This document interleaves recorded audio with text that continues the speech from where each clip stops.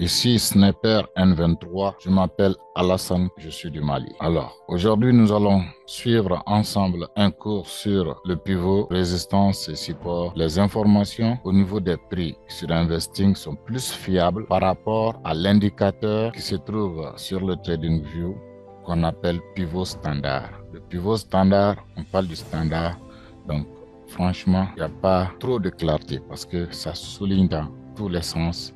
Ça vous donne d'énormes supports, d'énormes résistances dans tous les sens. L'investing, c'est une plateforme qui vous donne assez d'informations sur une paire quelconque.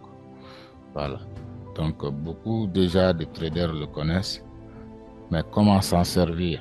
Donc, c'est ce point que je vais essayer de vous détailler un peu. Donc, lorsque vous venez sur le site qui se présente comme ça, donc vous venez dans marché. Dans marché, vous avez accès au Forex, aux paires de Forex. Il y a les matières aussi que vous pouvez choisir pour voir les infos sur les matières premières. Donc, c'est de là-bas que j'ai choisi à partir de matière. À partir de matière, première matière ici, j'ai pris XAUSD. Donc, j'ai les informations ici. Alors, sur ce champ déjà, nous voyons quoi? On voit qu'il y a un taux négatif sur Gold qui est en chute, effectivement, mais on est à moins 1,19% par rapport au, comme on l'a si bien dit dans notre préambule, comment identifier les zones de support et résistance. Donc, ici, sur ce champ, vous verrez général, graphique, article, vous rentrez dans technique. C'est dans technique qu'on va vous donner le côté technique de votre paire. Voilà, donc nous sommes sur technique, vous voyez, analyse technique. Donc, on a vente forte. Dans ce champ, d'abord, on voit 1 minute, 5 minutes, 15 minutes, 30 minutes. Mais c'est encore mieux d'élargir ces analyses depuis les zones hebdomadaires, mensuelles, journalières, pour venir prendre des décisions au niveau des time frames de 1 heure ou de 30 minutes. Comme nous dit le sniper en chef, où on peut vraiment bosser avec le caméléon. Maintenant, nous allons choisir la partie journalière. Ce champ, on dit point pivot. Donc ici, nous avons l'information technique qui ressort les points pivots. Donc, on prend le champ classique, on dit point pivot, on dit 2.2951. Donc, nous allons tracer cela, on se met en journalier. Nous sommes en journalier, on vient en daily, voilà. Donc, on va tracer tout simplement 2.29,51, 21.51, voilà. Donc, c'est ça le pivot. Donc, on met pivot journalier. Pivot journalier. Donc, c'est comme le milieu du terrain. Voilà. Ensuite, qu'est-ce qu'on nous dit? On dit support 1, support 2, support 3. Après, résistance 1, résistance 2, résistance 3. Donc, on va tracer support 1 et résistance 1. Support 1, 2019,09. 2019,09. 2019,09.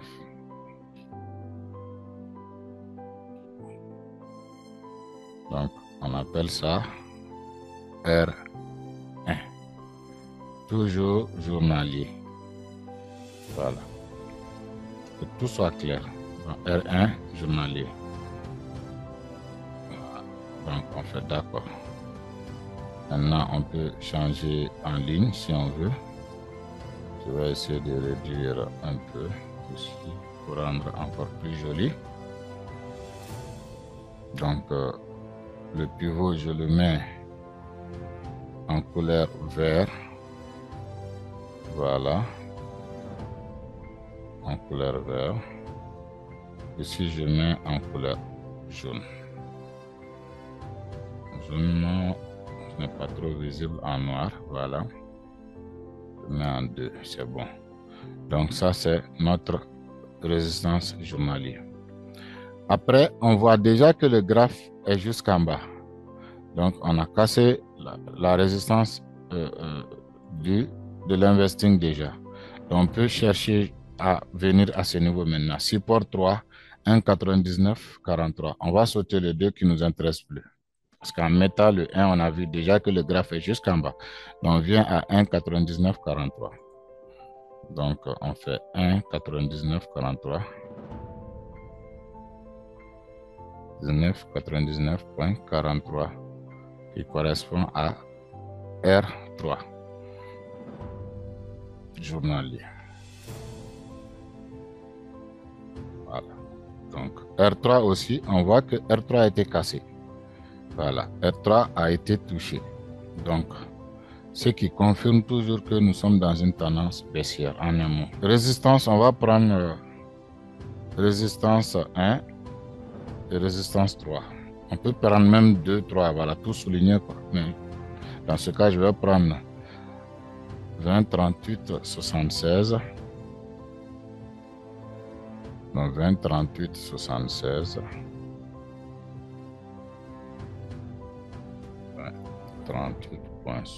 38,76. Je fais résistance 1. Voilà, c'est toujours journalier. Donc la résistance, vous voyez, qu'est-ce que c'est? Directement sur le champ, vous voyez quand c'est venu ici s'acheter. Donc la résistance, à partir de tout ça, nous attire l'attention. Donc on va maintenant inclure la résistance après 2, 20,49,18. Donc 20,49,18. 20,49,18.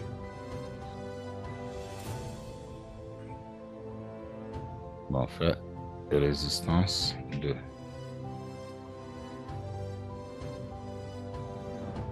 Voilà.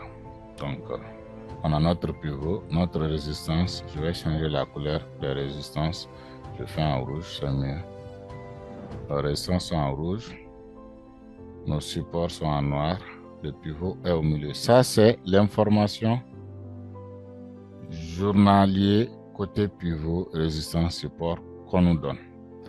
Maintenant, on peut redescendre. On quitte du journalier pour venir par heure. On aura nos informations de support résistance au niveau des heures. Donc maintenant, la tranche horaire, on peut dire 1 heure ou 2 heures. On peut choisir 1 heure à partir de là-bas. Donc ici, il y aura assez de trains à ce moment, mais on va juste changer. Donc nous saurons qu'à partir de ça, c'est des lignes uniques qui sont les journaliers. Donc on va changer les heures par les lignes ici. Voilà. Donc par heure, on nous dit le pivot au niveau des heures, c'est 2002,16. 2002,16. Donc on va changer en ça. On va agrandir un peu pour bien voir. 2002,16. Donc le pivot, on le met en vert toujours. Donc 2002,16. On fait 2002,16. Voilà. Donc on fait pivot, heure, pivot, heure. Voilà. On enregistre. Donc pivot heure est là. Qu'est-ce qu'on nous dit après? On va voir 2077 sur le graphique. Est-ce que ça c'est déjà pris? Oui, c'est déjà pris. Donc, pas la peine de souligner. Qu'est-ce qui n'a pas encore été pris? 19,97,34. Est-ce qu'on est arrivé à 19,97,34? Oui, ça aussi c'est dépassé.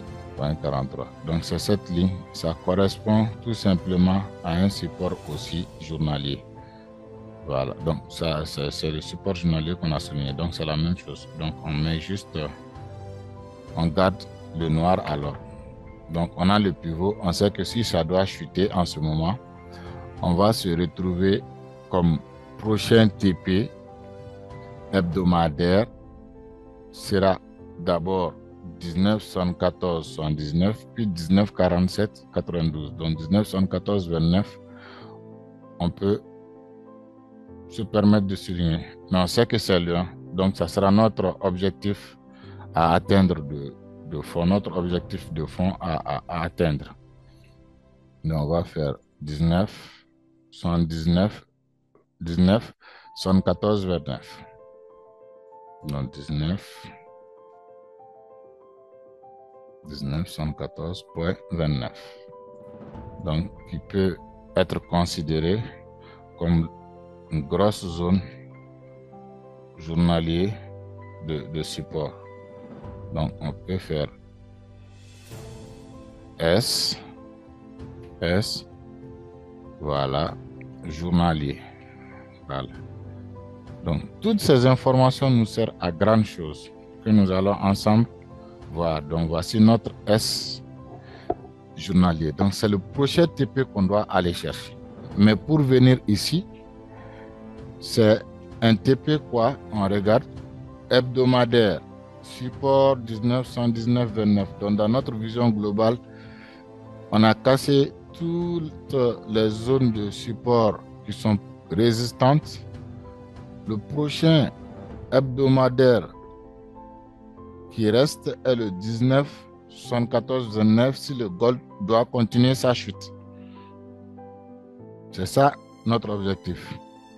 Mais maintenant, si le gold doit monter, notre prochain TP, à l'instant où je fais la vidéo, c'est le 9-12e mois 2023.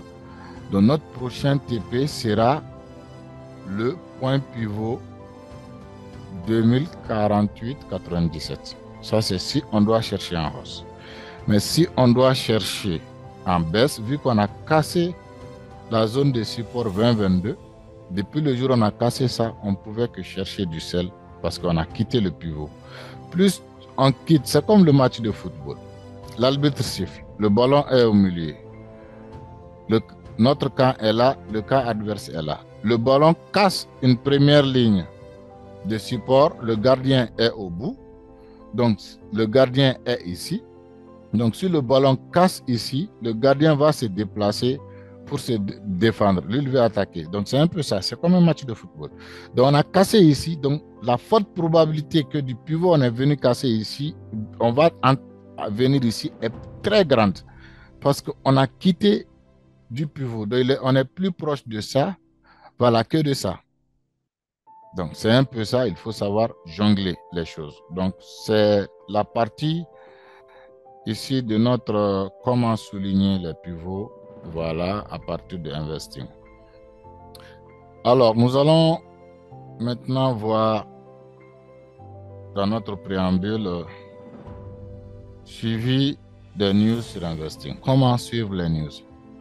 Donc, je disais, c'est investing, c'est un site où on a vraiment toutes les informations sur les paires. Voilà, donc si on prend l'exemple du gold, on vient dans matière première. Donc déjà, on peut chercher les informations toujours qui ont un lien avec le gold. Donc on peut mettre, si on veut ici, le gold, voilà, puis on fait la recherche plus facilement. Voilà. Donc en mettant le gold, on nous parle d'actualité, analyse économique, donc on prend l'actualité. Donc ici, on a les informations sur l'actualité du gold. Voilà, qu'on peut suivre de près. Donc, on a dit le 8-12e mois ici. Aujourd'hui, c'est le 9, mais qu'est-ce qui a été dit ici? Les tensions géopolitiques et les banques centrales poussent l'or en 2024. Voilà, donc on peut cliquer. À vous de lire. Si vous pouvez tout lire, il faut tout lire. Ça vous donne une visibilité claire de mouvement. Voilà. Donc, on dit le prix de l'or a atteint un nouveau record cette semaine après une année 2023 exceptionnelle et la combinaison des tensions géopolitiques et des achats continus de banques centrales. Voilà. Donc, le métal jaune a franchi la barre de 2111 lundi avant de se modérer légèrement. Donc, et les prix en comptant oscillaient autour de 2030 $ l'once tout vendredi. Voilà, on vous donne les informations qu'il faut prendre au sérieux, qu'il faut vraiment lire. Ça donnera un sens logique au déplacement du graphique.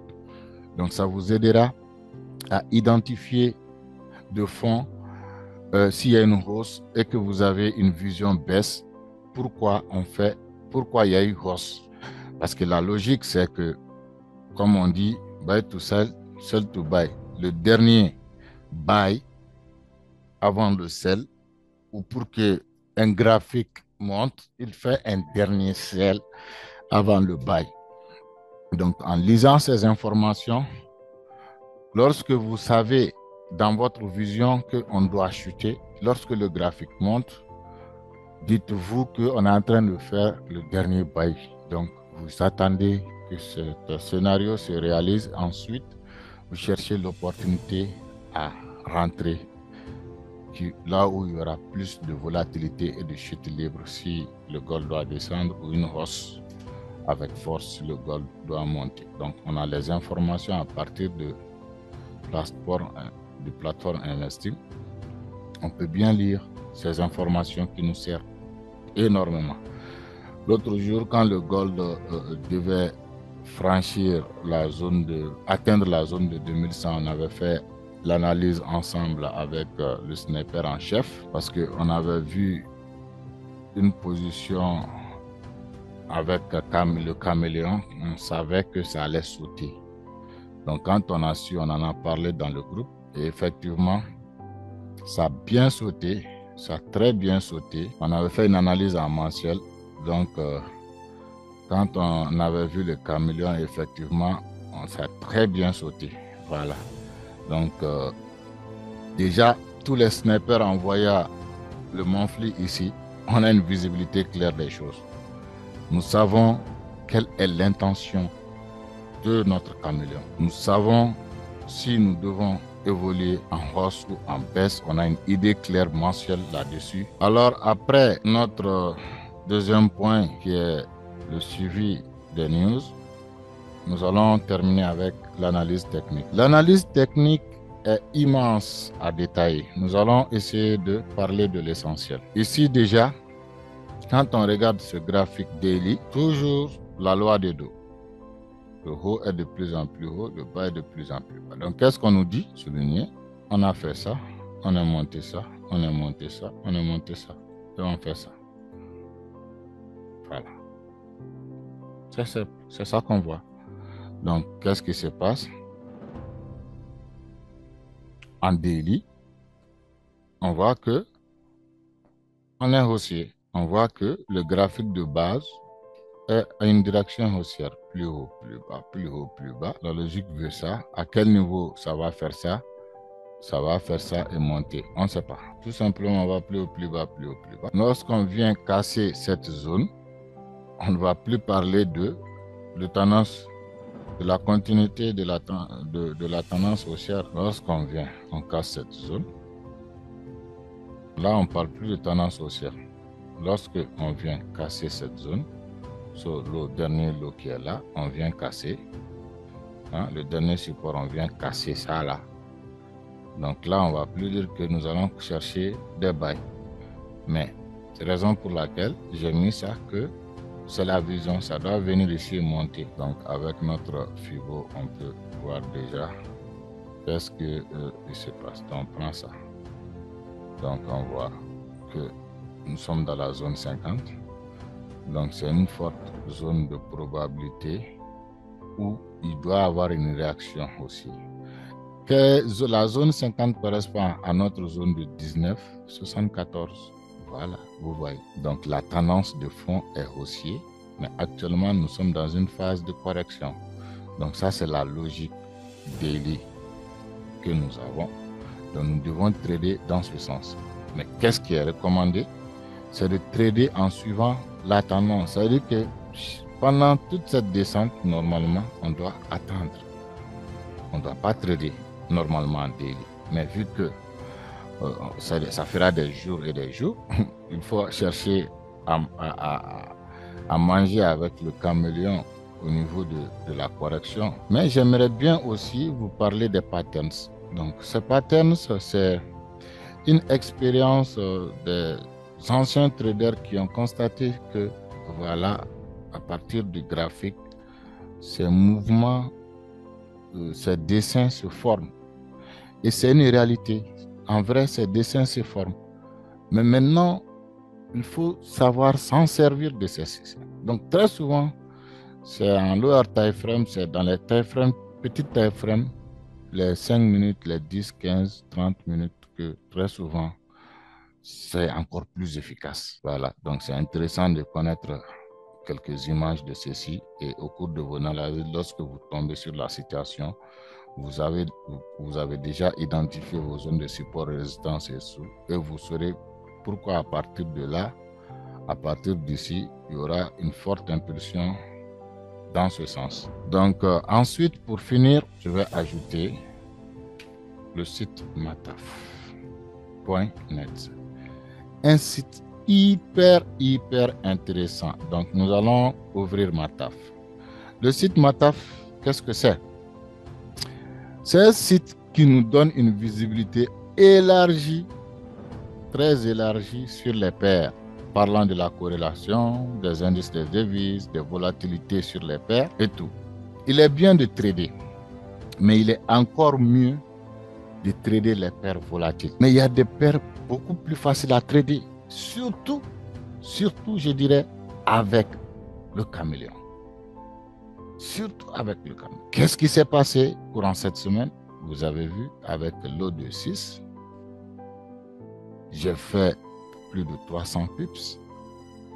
Et oui, c'était simple. Le sniper en chef a envoyé dans le groupe en disant quoi? Il dit, allez-y, regardez JPY. Ça, c'est après l'annonce de JPY. Regardez le comportement que le JPY a trop d'affaires. Ça a attiré mon attention et je suis venu directement sur Mataf. Je regarde, je dis, ok, j'ai été d'abord sur l'indice qui est hyper important. Il faut connaître les indices. JX, Y, voilà. Donc, j'ai été d'abord sur l'indice, voir le graphique journalier de l'indice. Donc, j'ai vu que l'indice GXY de fond est en tendance baissière. Mais actuellement, il y a une correction en cours. Voilà, ça c'est une visibilité mensuelle, on est baissière. Voilà, mais on est venu dans une zone inconnue, raison pour laquelle il y a eu cette réaction. C'est comme le gold qui est arrivé dans une zone inconnue qui était le 1100, c'était une toute première, donc c'était une zone inconnue. Les allait quitter cette zone d'abord, réfléchir, revoir pour voir si comment elle va continuer. Il a fait la découverte d'une zone inconnue. Donc effectivement, le yen ici aussi vient de faire la découverte d'une zone inconnue. Maintenant, après quand le maître sniper a informé de cette réaction haussière, allez-y voir et tout, ça a attiré mon attention. Bref, je suis venu, j'ai regardé quelles sont les paires qui pour de vrai, qui se couplent avec JPY ou qui font les devises de contrepartie avec JPY ou les devises de base avec JPY, par exemple, qui ont plus de volatilité. Donc je regarde les nombres des pips ici. Vous voyez, regardez, il y a 129, ça veut dire que ça coule beaucoup là-bas. 129, 654, ça veut dire qu'il y a beaucoup de volatilité ici. En descendant, ça c'est pour JPY. Je vois CHF JPY. Après, je vois 4 JPY qui est à 86. Je dis non, ça c'est plus volatile que l'autre. Il y a beaucoup de pips ici. Donc je continue. Euro JPY, je vois 125, bon, qui ne domine pas le CHF JPY. C'est pas mal non plus, on continue. Il y a GBP, bon, je ne vois pas de JPY. JPY est là. GBP, JPY fait 151. Ça aussi, c'est beaucoup plus intéressant à trader. Voilà. Ça, c'est beaucoup plus intéressant à trader. Mais ce jour-là, j'étais pressé. Dès que j'ai vu CHF JPY avec 109, je me suis arrêté là. Alors que ça aussi, c'était encore plus intéressant. Voilà. Donc, c'est là, j'ai dit, vu le comportement du graphique, vu qu'on sait dans une vision globale, le CHF JPY, vous verrez le franc suisse qui domine dans une vision globale tout le temps le JPY. Effectivement, c'est le cas. Le graphique monthly nous montre quoi ici? On voit les temps où le JPY essaie de prendre la main. Le CHF a toujours le dernier mot au niveau des grosses zones de support, de résistance. Et bien profiter de cette chute. Ici, Sniper N23.